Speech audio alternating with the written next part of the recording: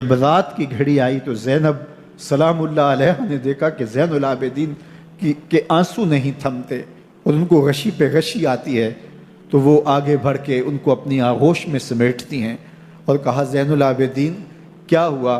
کہا کہ پھپھو جان اگر ہو سکے تو بابا کا سر کچھ دیر کے لیے میری گود میں نہیں آ سکتا ہے۔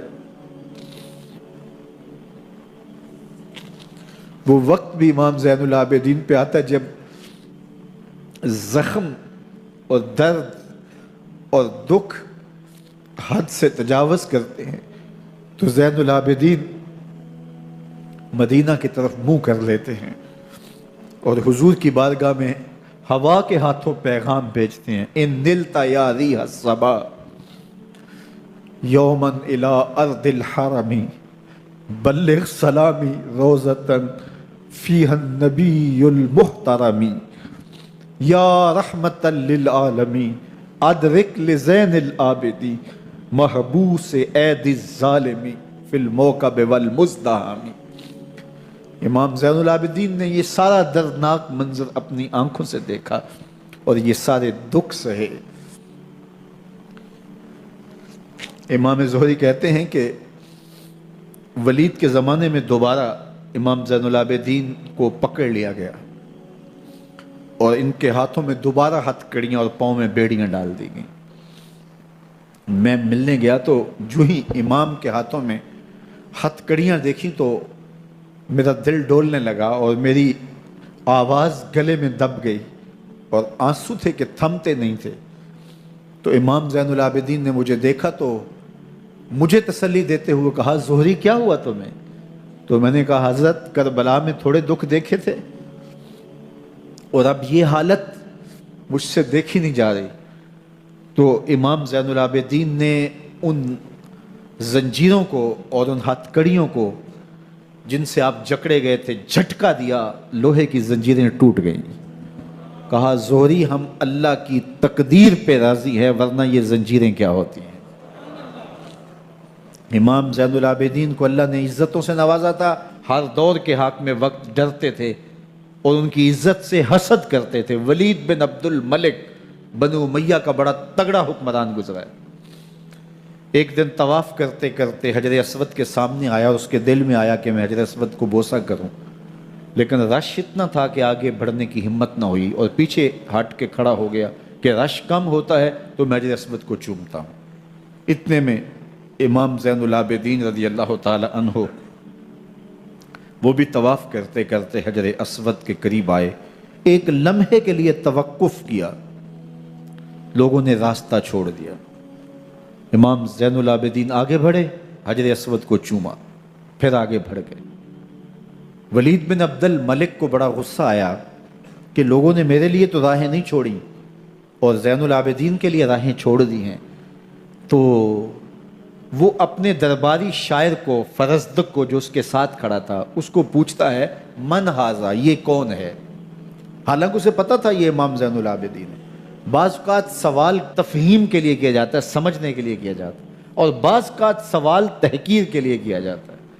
جس طرح کسی شخص کو آپ پسند نہ کرتے ہو اور وہ کوئی کام کرے تو آپ کہتے ہیں یہ کون ہے، یہ کون ہے؟ تو اس نے کہا من ھذا، یہ کون ہے؟ اب فرزدق شاعر تھا اور درباری شاعر تھا، اسے اچھی طرح پتا تھا کہ من ھذا سے بادشاہ کیا سننا چاہتا ہے، لیکن آج اس کی غیرت ایمانی جاگ گئی۔ بادشاہ نے کہا من ھذا، یہ کون ہے؟ تو فرزدق نے بادشاہ کی آنکھوں میں آنکھیں ڈال کے کہا بادشاہ تو نہیں جانتا یہ کون ہے؟ اس کو تو بطحا کے سنگ ریزے بھی جانتے ہیں، اس کو تو زمین والے بھی جانتے ہیں، آسمان کے فرشتے بھی جانتے ہیں۔ یہ فاطمہ کا بیٹا ہے، یہ علی کا شہزادہ ہے، یہ رسول اللہ کا نواسہ ہے۔ تیرا من ھذا کہنا اس معرفہ کو نکرا نہیں کرے گا، یہ کل بھی معرفہ تھا، یہ آج بھی معرفہ ہے۔ کھڑے کھڑے امام زین العابدین کی شان میں ایک طویل قصیدہ لکھ دیا۔ بادشاہ تو اس سے کچھ اور سوچ رہا تھا، الٹ ہو گیا، اس نے ایک فرزدق کو جیل میں ڈال دیا۔ امام زین العابدین کو پتا چلا، آپ نے اشرفیوں کی 2 تھیلیاں خادم کے ہاتھ بھیجی کہ ہماری وجہ سے تمہارے اوپر یہ افتاد پڑی ہے۔ تو اس نے تھیلیاں قبول کی، چوما آنکھوں سے لگائیں اور پھر خادم کے ہاتھ میں دیتے ہوئے کہا امام کو میرا سلام دے دینا اور کہنا حضرت ساری زندگی نے ٹگوں کے لیے، ان پیسوں کے لیے، اشرفیوں کے لیے شاعریاں کی ہیں، یہ جو میں نے قصیدہ لکھا ہے آپ کے نانا کی شفاعت کے لیے لکھا ہے،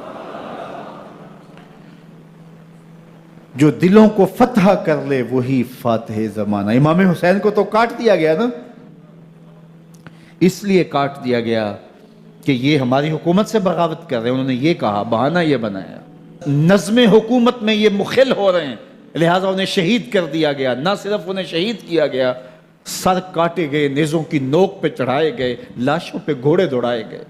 کیا کیا ظلم تھا، کیا کیا جبر تھا جو روا نہیں رکھا گیا، پیاسا رکھا گیا، بھوکا رکھا گیا، 6 ماہ کے بچے بھی نہیں چھوڑے گئے۔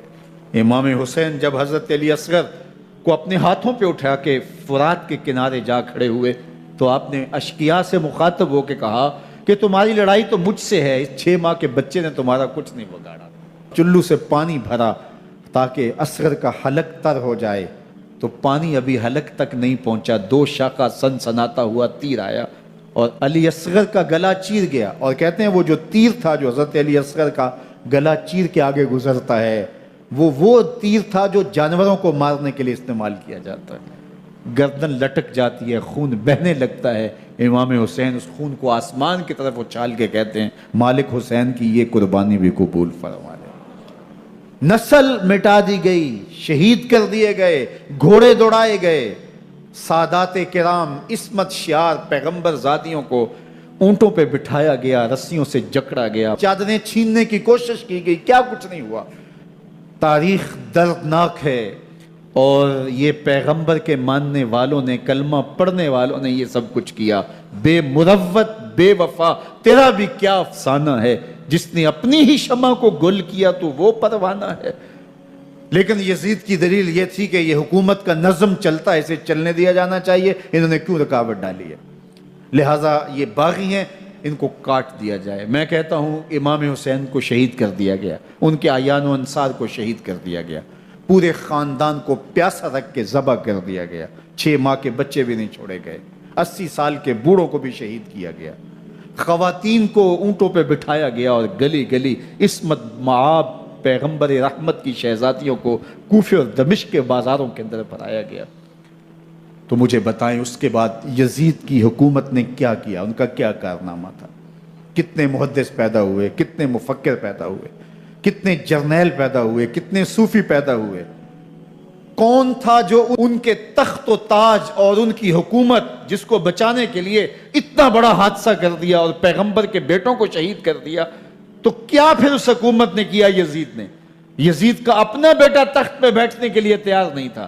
6 ماہ کے بعد اس کی لاش گھر سے نکلی، اس نے کہا کہ یہ تخت جو ہے وہ آل رسول کے خون پہ بنا ہے، میں اس پہ نہیں بیٹھوں گا۔